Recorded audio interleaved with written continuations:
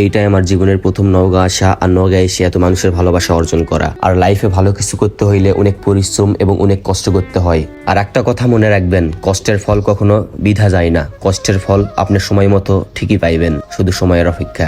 আর আপনারাও যে কোনো কাজে মন দিয়ে চেষ্টা করলে কোনো না কোনো একদিন সাকসেস হবেন এবং সফলতা পাবেন। শুধু চেষ্টা চালিয়ে যাবেন, তাহলে আপনারাও জীবনে ভালো কিছু করতে পারবেন। আর আমার একটা কথা ভাই, আপনারা জীবনে যে যত বড়ই হন না কেন, কখনো মনের মধ্যে অহংকার রাখবেন না, কারণ অহংকার পতনের মূল। আল্লাহ তাআলা অহংকারকারীকে পছন্দ করে না।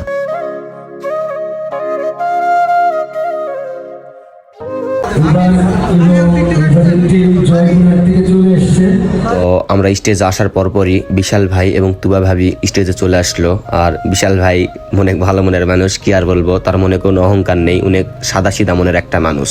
আর তুবা ভাবিও অনেক ভালো একটা মানুষ।